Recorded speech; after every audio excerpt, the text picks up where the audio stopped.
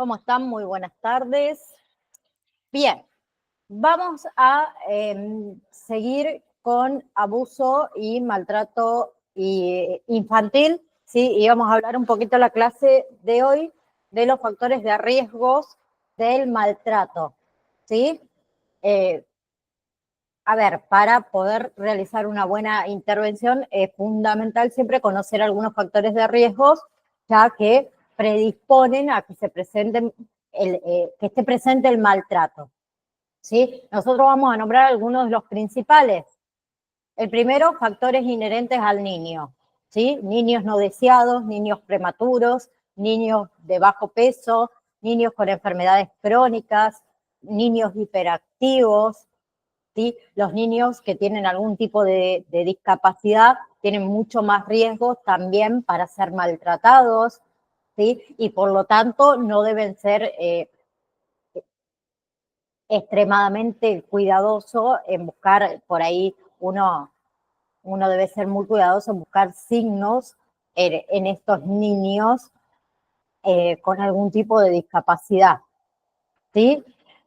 Usualmente estos niños son irritables o por su discapacidad no realizan la función que un adulto espera y son causas de frustración, son causas de culpabilidad en muchos padres, en muchos cuidadores, lo que los lleva a maltratarlos, ¿sí? Luego tenemos los factores inherentes a la familia, que ahí hablamos de los padres jóvenes, de las familias monoparentales, de los embarazos no deseados, de la exposición precoz a la violación, el abuso de sustancias, ¿sí? Las atenciones prenatales inapropiadas, enfermedades físicas o enfermedades mentales, problemas, digamos, relacionales, ¿sí? Familias numerosas que conviven, digamos, bajo un mismo espacio reducido, todo lo que es el aislamiento social, las situaciones de estrés, entre muchísimas más.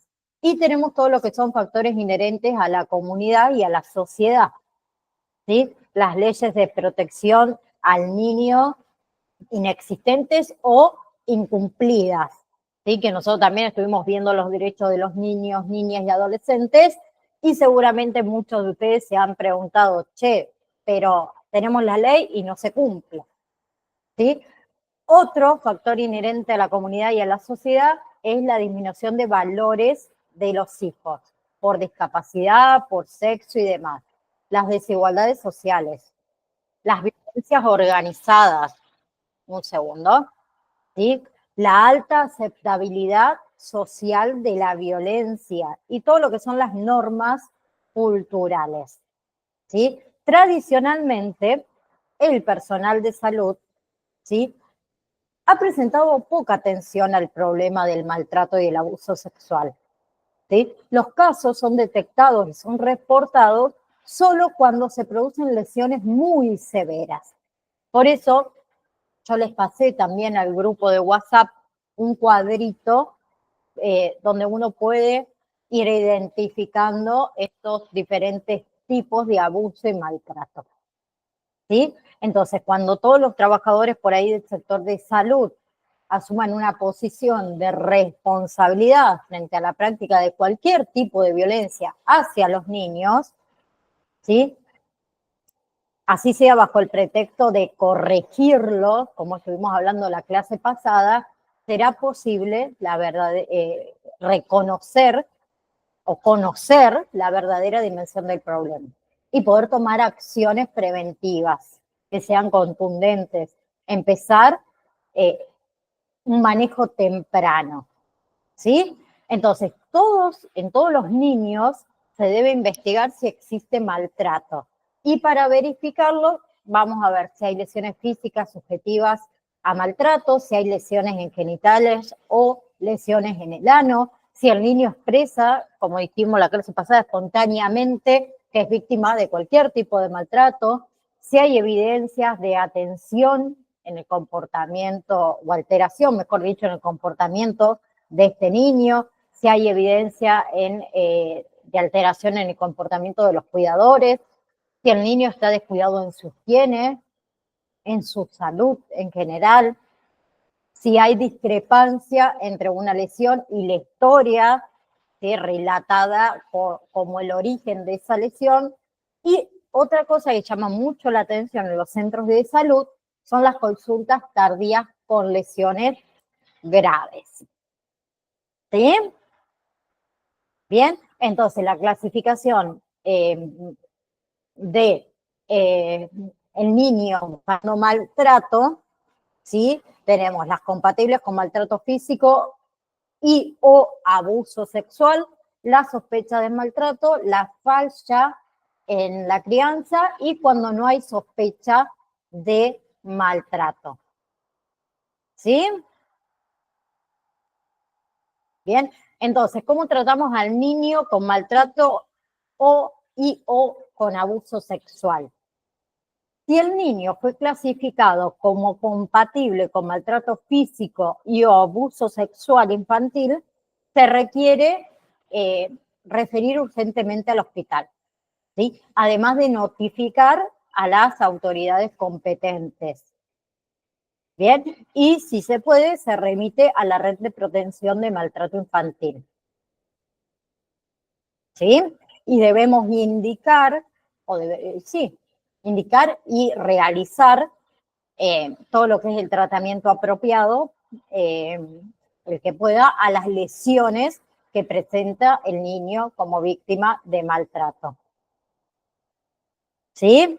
Hay muchas, igual también de nuestra población, que no tienen red de protección de maltrato infantil, pero quizás la detección tanto sistémica y enfrentar a las autoridades y al sistema muchas veces es algo desconocido para nosotros y está bueno plantear que se pueda o la necesidad de crear estas redes de apoyo. ¿Sí? Bien, si por ejemplo el niño se clasifica en sospecha de maltrato, ¿sí? Ahí tenemos que referir a un profesional del trabajo social o a la parte psicológica, que ellos van a ser quien decida las necesidades de contactar a la red de protección de maltrato infantil. ¿Sí? Y ahí sí se debe reforzar comportamientos positivos de buen trato, promover medidas preventivas, reforzar todo lo que es el respeto, ¿sí?, la garantía de los derechos de los niños. Hola Yamila, ¿cómo estás? Buenas tardes. Luego tenemos el niño que se clasifica como falla en la crianza. ¿Qué deberíamos hacer? Reforzar comportamientos positivos de buen trato, ¿sí? Reforzar el respeto, garantizar los derechos de la niñez, promover medidas preventivas, ¿sí?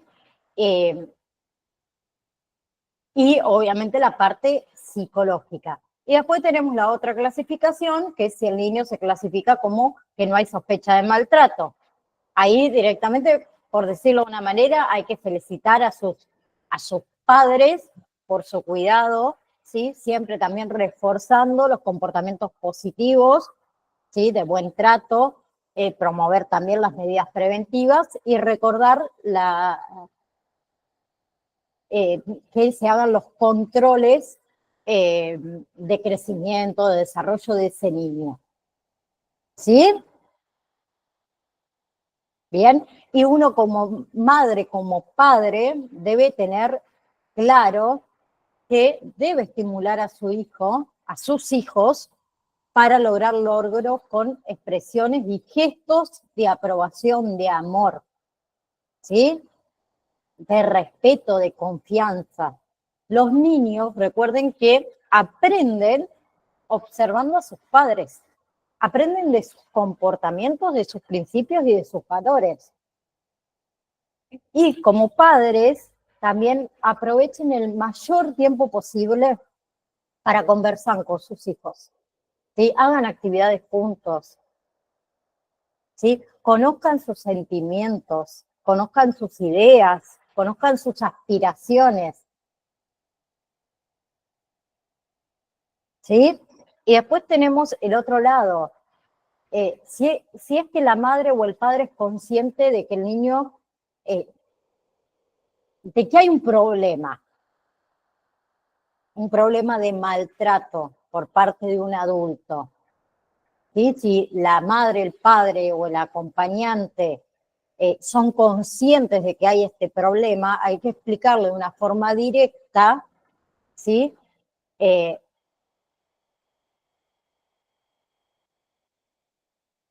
Que tienen derechos, ¿sí? Y que hay autoridades competentes que nos pueden ayudar, ¿sí? Siempre reforzar la importancia del compromiso y la defensa de los niños, ¿sí?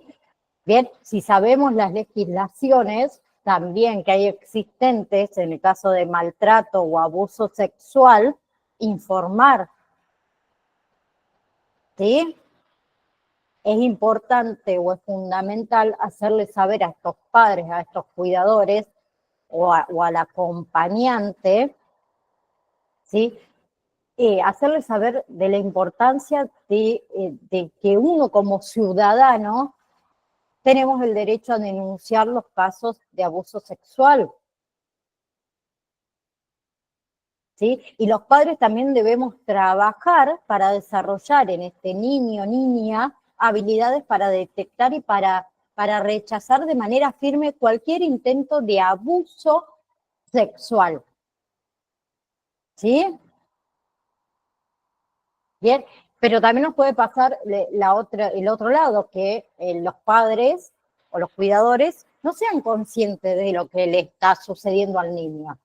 Y el primer paso que debemos hacer es ayudarlos a que ellos reconozcan que el uso, por ejemplo, del castigo físico y el maltrato psicológico causa daño, ¿sí? Es importante que ellos sepan que los niños tienen derecho, ¿sí? Y la obligación de corregir a los niños también la tienen, pero no con el castigo físico, ni con la humillación, ni con las amenazas. Todo eso debe evitarse, ¿sí? Entonces, recomendaciones para padres y cuidadores sobre la disciplina de los niños, ¿sí?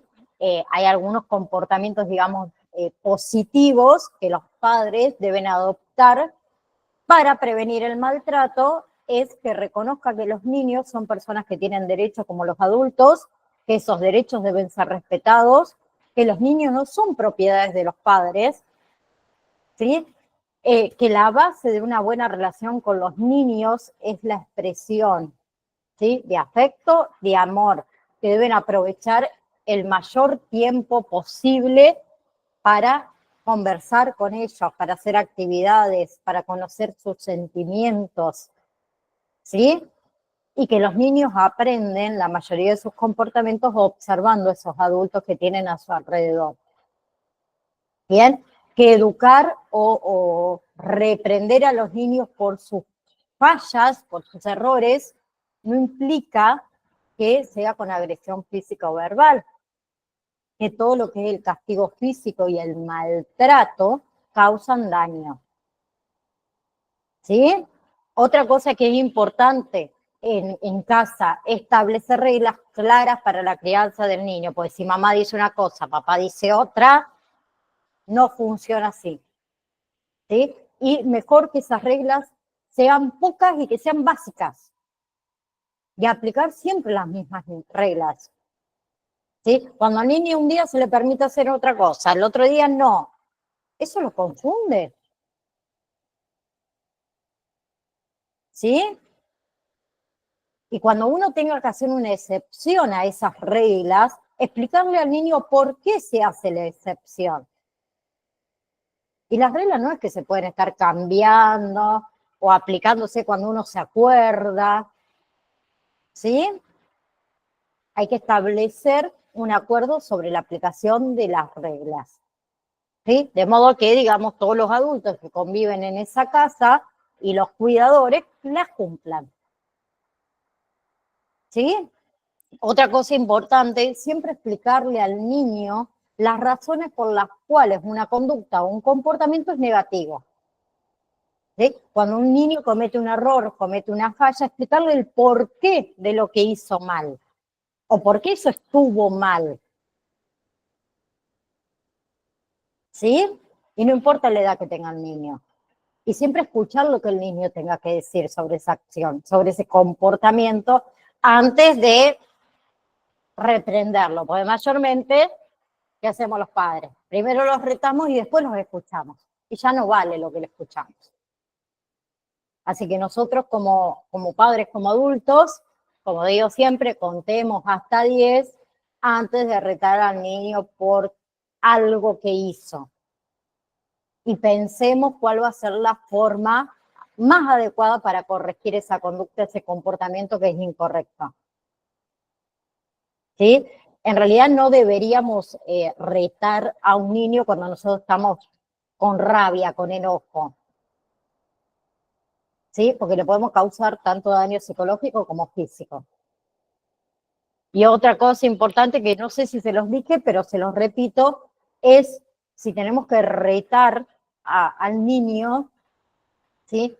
Retémoslo en el momento, no lo vayamos a retar de acá 2 semanas, porque el niño ni va a saber por qué lo estamos retando. ¿Sí? Se hace en el momento y no se reta 2, 3, 4, 5, 10 veces por una sola cosa que hizo. Si ese niño tuvo una conducta o un comportamiento inadecuado, ¿sí? Y por ejemplo, yo como mamá ya lo reté por ese hecho, ¿sí? No hace falta que venga el padre después y también lo rete. Si en la escuela le llamaron la atención por algo que hizo, no hace falta que yo lo vuelva a retar en mi casa. ¿Sí? Sí, juntos podemos reflexionar sobre lo que sucedió. ¿Bien? Y jamás tratar en forma despectiva a los niños. Nunca amenazar a los niños. Nunca emplear el castigo físico, los gritos, los insultos. ¿Sí? Como una forma, por ejemplo, los gritos, los insultos, es una forma de generar respeto y de corregir un comportamiento inapropiado de un niño. Pero, ¿sí? Eso le infunde miedos a los niños, no fomenta la autoconfianza, no promueve las habilidades constructivas, no promueve las conductas positivas. ¿Sí? Por eso la mayor manera de infundir respeto en casa es mantener las reglas muy claras, además de escuchar y explicar las razones y tratar de ser justos en el momento de corregir esa conducta. ¿Sí? Conversar con los niños sobre la prevención del abuso sexual, explicarles las diferencias entre las caricias y las expresiones de afectos y los comportamientos de personas que hacen, que lo hacen, digamos, con el propósito de abusarlas, por más que sean conocidos, por más que sean amigos, por más que sean familias. ¿Bien? Y por otro lado, vamos a hablar de los comportamientos suicidas. ¿Sí?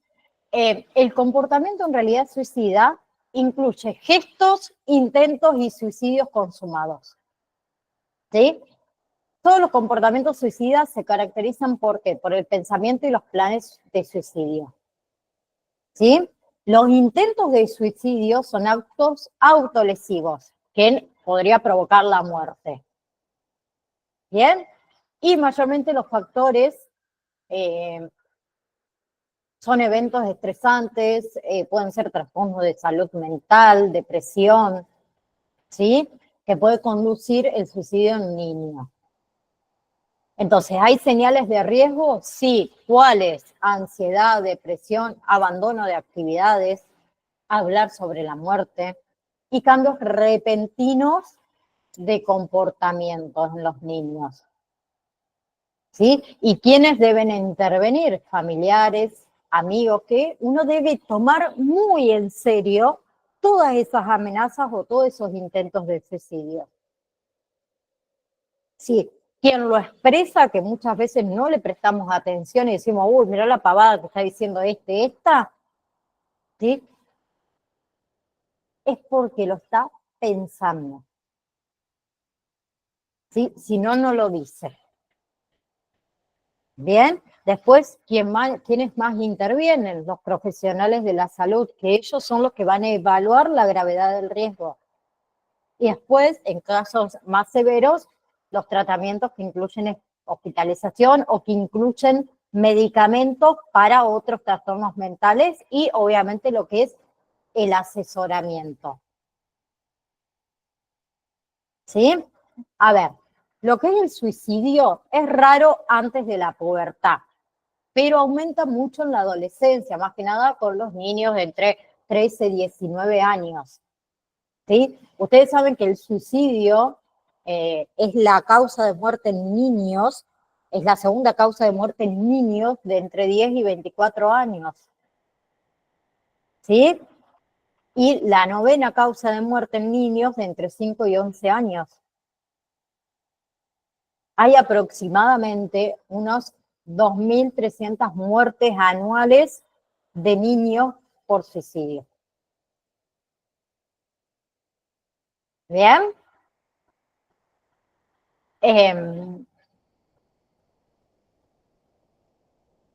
A ver, hay otros factores también que son contribuyentes a el suicidio. Hay un aumento muy grande de la depresión en adolescentes, más que nada en las niñas. Hay un aumento de receta de opiáceos que se le genera a los padres y están al alcance de ellos también. Hay una exposición a tasas de suicidio mucho más alta entre adultos cercanos a ese niño. Ellos tienen otro factor de riesgo muy importante ahí, cuando tienen relaciones estos niños conflictivas con los padres y cuando están muy estresados académicamente. ¿Sí? Bien, y hay características de los intentos de suicidio, ¿sí? Muchas veces estos niños suelen mostrar ambivalencia respecto al deseo de morir y a menudo estos intentos de suicidio son una forma de pedir ayuda. Bien, y por ejemplo, con respecto al impacto que dejó la pandemia, con respecto a COVID-19, hubo un aumento del 22% en todo lo que son las visitas de emergencia por intento de suicidio en adolescentes en el verano del año 2020, ¿sí? Si se compara con el anterior, y un aumento del 39% en lo que fue el invierno del año 2021, si se comparaba con lo que es el invierno anterior. ¿Sí? Y la tasa más alta se da entre las chicas. ¿Sí? Entonces, factores de riesgo y antecedentes, tenemos todo lo que son los pensamientos suicidas, ¿sí? Que no siempre llevan a conductas suicidas, pero que son factores de riesgo, los problemas de salud mental subyacentes y todos estos eventos estresantes que también pueden desencadenar en conductas suicidas. ¿Sí? ¿Y cuáles son esos eventos estresantes más comunes? La muerte de un ser querido, el suicidio en los colegios o en el grupo de compañeritos, el fracaso escolar, los problemas con la ley, con la autoridad, ¿sí? El acoso escolar, ni hablemos de los estudiantes de el grupo LGBT, ¿sí? La humillación de la familia, la humillación de los amigos, el fracaso en los adolescentes de las relaciones amorosas, los cambios en el entorno familiar, el alejamiento de sus amigos. Esos son eventos estresantes muy comunes. ¿Sí? Rara vez conducen a comportamientos suicidas si es que el niño no tiene otro problema subyacente. ¿Sí? ¿Cuáles son esos problemas subyacentes de que yo le hablo? Depresión, ¿sí? Ese sentimiento de desesperanza, de impotencia, que muchas veces limita la capacidad de encontrar soluciones, trastornos por consumo de alcohol o droga, ¿sí? Que eso disminuye las inhibiciones y altera la anticipación de consecuencias, y el escaso control de los impulsos, ¿sí? Cuando uno actúa impulsivamente sin pensar, Que pasa eso, por ejemplo, cuando alguien tiene trastorno disocial, ¿sí? Y otros trastornos, digamos, que aumenta el riesgo es la ansiedad, la esquizofrenia, ¿sí? El trastorno del estrés postraumático y lo que son traumatismos cráneoencefálicos, ¿sí? Y hay factores adicionales que pueden aumentar el riesgo, ¿sí? Cuando uno está enfadado con uno mismo, ¿sí? Cuando quiere castigar a otros, cuando ese niño tiene dificultad para comunicarse con los padres, cuando hay una imitación de suicidio publicitado de personas, digamos, cercanas, y cuando hay antecedentes familiares de trastorno del estado de ánimo o suicidio. ¿Sí? Entonces, ¿cómo podemos hablar del diagnóstico? Primero, la identificación del riesgo, ¿sí? Y acá tenemos a los padres, a los médicos, a los maestros y a los amigos que pueden identificar al niño en riesgo, ¿sí? Especialmente cuando esos niños hacen cambios repentinos de comportamiento. Y también hay señales de riesgos, ¿sí? Hay ciertas expresiones por ahí abiertas de pensamientos suicidas, retraimiento social, descenso en lo que es el rendimiento escolar, ¿sí? Cuando el niño se desprende de posiciones que eran favoritas, ¿sí? ¿Y cuál va a ser los roles claves de los profesionales de la salud? Primero, evaluar la seguridad de ese niño. Evaluar también las necesidades de hospitalización y tratar si hay trastornos subyacentes, como era la depresión, como es el consumo de drogas. ¿Sí? Entre el tratamiento hablamos, como dijimos recién, hospitalización en algunos casos, precauciones, prevenir futuros intentos, eliminando, por ejemplo, de la casa si hay armas de fuego, guardando los medicamentos que haya, guardando los objetos punzantes en lugares seguros. Abordar los problemas como es la depresión, como es el trastorno bipolar o todos los trastornos subyacentes que tenga el niño. ¿Sí? Y el psiquiatra para tratamientos farmacológicos y terapias o terapeutas, mejor dicho, para lo que es psicoterapia y terapia cognitivo-conductual. ¿Sí?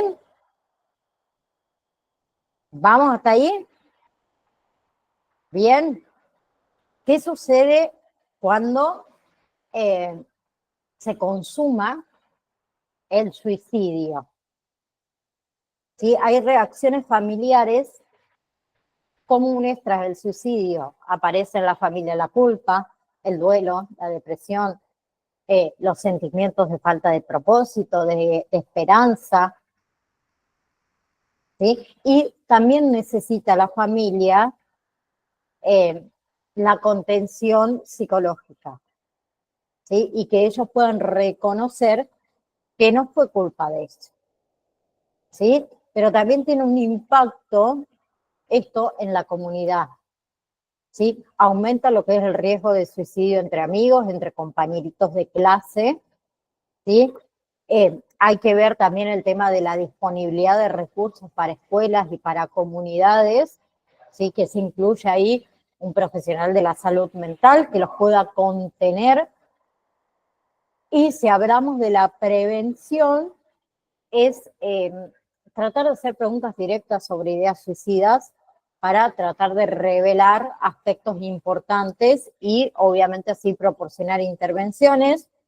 Y más del 50% de esos niños en las urgencias médicas, por cualquier motivo, tienen pensamientos y comportamientos suicidas.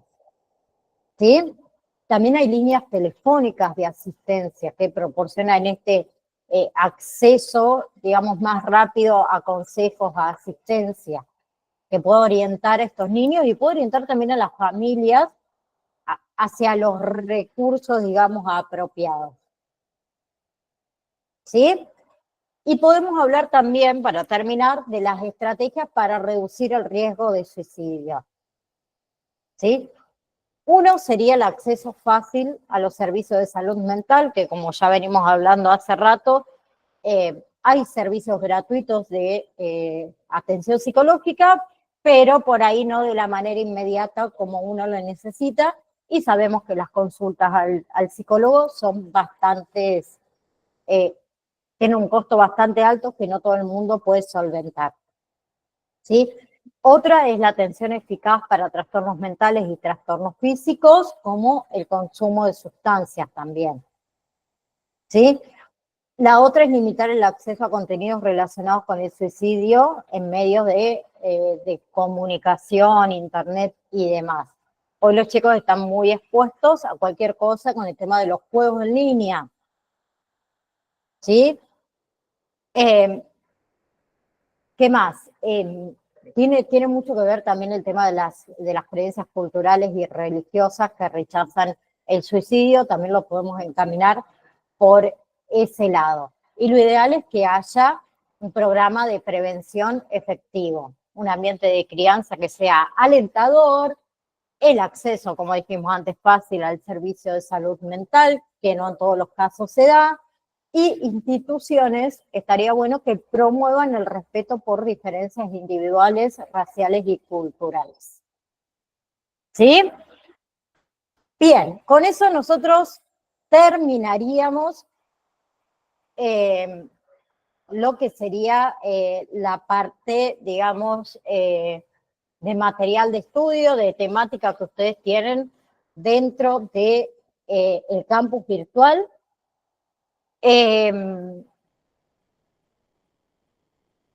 Un segundito. Yo quiero ver algo porque no sé dónde tengo mi cuadro. Acá, este. Acá. No, este no es.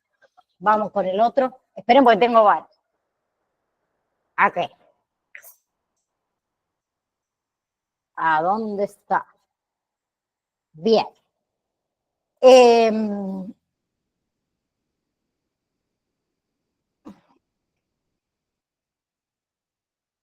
Bien. No sé, Yami, si vos tenés preparado para exponer acá el trabajo práctico o lo vas a hacer, vas a mandar un video como hicieron las chicas. Te pregunto porque sos la única que hay para saber y no cortarte si es que vas. Profe, yo hice un video esta mañana, un trabajo de memoria con unos animalitos de la granja doméstica. Bien, después lo mandás al grupo entonces. Sí, yo lo ¿Sí? pasé, profe, sí, ¿Ya lo pasaste? sí, porque pensé que no iba a llegar. Si no me- ¡Ay! Se me pasó. Yami, perdón. Vi el de No, no, Lore, el de Evelyn y ahí lo estoy viendo. Es este, ¿no? sí, yo preparé una Eh, de ya, con una hojita que tenía perfecto. y Entonces, para que te voy a anotar que sos vos, porque no sé si en el video dijiste tu nombre, pero por las dudas ya lo anoto. bueno, Perdón, Vane, se me repasó. no hay problema. Bueno, ahí ya lo descargué, así que ahora terminamos ahora y ya lo miro y Bueno, te respondo, perdón, Yami. Bien, no, profe, no hay ningún problema. y eso que a las 11, creo que a las 11 ya estaba sentada tomando un mate, creo que no estaba haciendo nada, no sé, se me pasó ese. Bueno, No, pienso muchas cosas que está allá. fin de año, es un lío todo. Bien, Chami, entonces, nos volvemos a encontrar la clase que viene, que en realidad es la última. Si ninguna compañera presenta nada, bueno, nos encontramos para despedirnos, porque después no nos vemos más. Y acuérdense en Perfecto. que se viene el examen final, ¿sí? Sí, Que sí, sí. tiene, sí, que tiene que tener las validaciones aprobadas, este trabajito práctico enviado y cuota al día y certificación paga antes de hacer el examen. Por favor, así ese día solo se dedican a hacer el examen me aprueban todas y el 26 no me hacen trabajar. ¿Ok? Perfecto, profe. Sí. Más presión no les puedo poner. Demasiado. Bien, Chami, gracias por acompañarme el día de hoy. Y si Dios quiere, nos vemos el próximo jueves, que va a ser la última clase que nos veamos en vivo y en directo, por decirlo de alguna manera. ¿Sí? Muy bien, profe. Muchas gracias. Igualmente, gracias a vos. Chao, chao. Chao, chao.